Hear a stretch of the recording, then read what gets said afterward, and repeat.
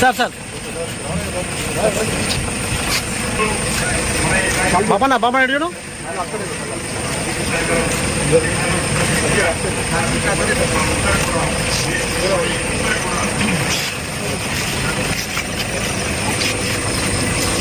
వందనంబరంటే ఆదుకునేనమ్మా వందనంబరమ్మా చెప్పడం చాలా సంతోషం.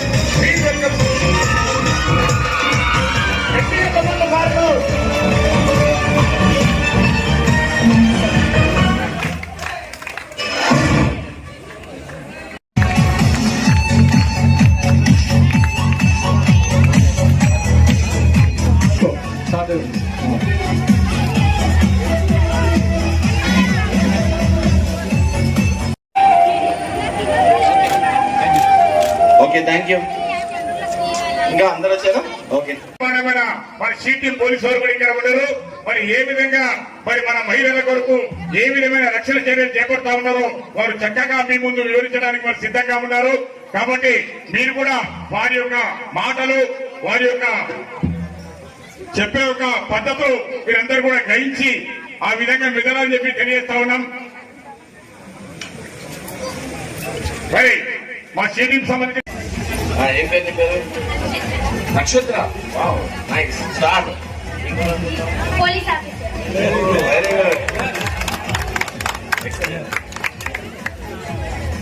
Very good. ఏం పేరు?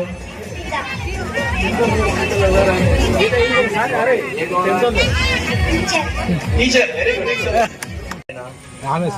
నీవా? Very good. ఈయన నీ హస్బెండ్ సరెండర్ అయిందా? ఓకే.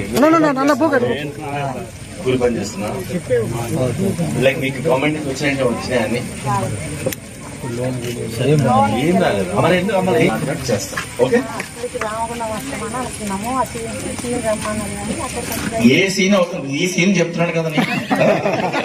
నా పేరు సీనే. ఓకే. ఇక్కడికి నీ రామగుండం రావాల్సిన నేనే నీ దగ్గరికి వచ్చాను కదా. ఏ సీనో చెప్పాడో ఏ సీన్ చెప్పినా నాకు తెలియదు. అంత ఆయనకి అంత సీన్ ఉందో లేదో తెలియదు. కానీ ఈ సీన్ కి అంత సీన్ ఉంది, నీ దగ్గరికి వచ్చి. ఓకే, నేను ఇప్పుడు చెప్తాను. ఓకే, కూర్చో. దగ్గర నుంచి ఏరియా అంతా కూడా ఓపెన్ కావడం జరిగింది సార్. ఈ ఊరి జనాల గురించి, జనాల బాగోళ్ల గురించి, వారి యొక్క నడవడిక గురించి ఇప్పుడు మా గౌరవ రామగుండం సిపి గారిని మాట్లాడవలసింది కొంచెం. అందరికీ నమస్కారం.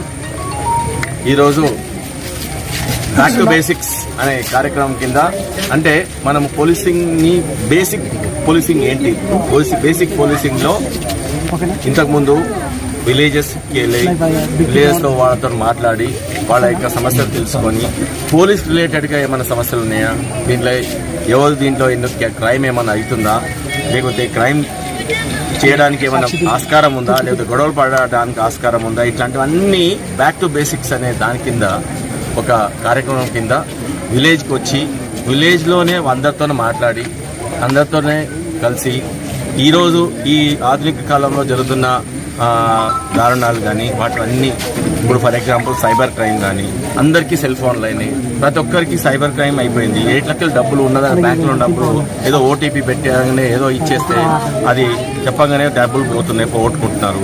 మళ్ళీ వస్తున్నాయా లేదా తెలియట్లేదు. అలాగే గాంజాకి, తర్వాత గుట్కాకి, తర్వాత ఈ ఆల్కహాల్కి అలవాటు పడిపోయి అట్లే ఒక వ్యసనంగా మారిపోయి దాంట్లోనే ఉండిపోయి జీవితాలను పాడు చేసుకుంటున్నారు. అలాగే కొంతమంది రైతులు బెనిఫిట్స్కి చూసుకొని నకిలీ విత్తనాలు వాడి వాళ్ళ పొలాల్లో వాడి మళ్ళీ రేపొద్దున అవి అన్నీ చెడిపోయి పంట రాకపోతే తెచ్చిన డబ్బులన్నీ అప్పులైపోయి సూసైడ్లు చేసుకునే ఛాన్స్ ఉంది.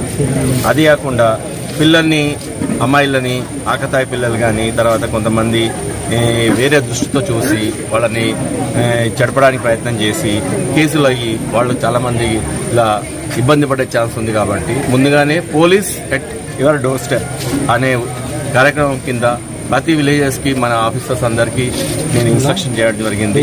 వాళ్ళకి ఆదర్శంగా ఉండడానికి కోసం నేను కూడా ఇక్కడికి ఒక విలేజ్కి రావాలి, వీళ్ళతోనే ఉండాలి, రాత్రిపూట కూడా ఇక్కడ కాసేపు స్పెండ్ చేయాలి అనే ఉద్దేశంతో ఇక్కడ రావడం జరిగింది. అన్ని రకాలుగా ఏవైతే వైసెస్ జరుగుతున్నాయో, ఏవైతే ప్రాబ్లమ్స్ జరుగుతున్నాయో అన్ని డిస్కస్ చేయడం జరిగింది. పిల్లలకి ఒక మోటివేషన్ చేయడం జరిగింది. ఈ గాంజా కానీ, ఆల్కహాల్ కానీ, పేకాట కానీ, స్పూరియస్ సీడ్స్ కానీ, తర్వాత మన దగ్గర జరుగుతున్న ఏ దారుణాలు కానీ జరగకుండా పెద్దలు, యూత్, పిల్లలు వీళ్ళందరూ ఒక ఏకంగా ఉండి వాళ్ళని మీ యొక్క ప్రతి విలేజ్ని మీరు ఫస్ట్ ప్రొటెక్టర్స్. మీది విలేజ్, ఇది మీ యొక్క ఆస్తులు, ఇవి మీరు ఉంటున్నారు ఇక్కడ. పోలీస్ మేమెంతా మీకు సపోర్ట్ చేస్తున్నాము. మా సపోర్ట్ తీసుకొని మీరందరూ మీ యొక్క యూనిటీని చూపించుకొని అలా జాగ్రత్తగా చట్టపరంగా ఉండాలనే ఉద్దేశంతో ఇవన్నీ చెప్పడానికి కోసము, మీకు మేము సపోర్టివ్గా ఉన్నామని చెప్పడానికి కోసం ఇక్కడ రావడం జరిగింది. ఇది ఎంటైర్ కమిషనరేట్లో అన్ని పోలీస్ థానాల ఏరియాల్లో అందరూ కూడా ఆఫీసర్స్ ఇది కంటిన్యూ చేస్తారు. మీరు కూడా సహకారం చేయాలని కోరుకుంటున్నాను. Thank you.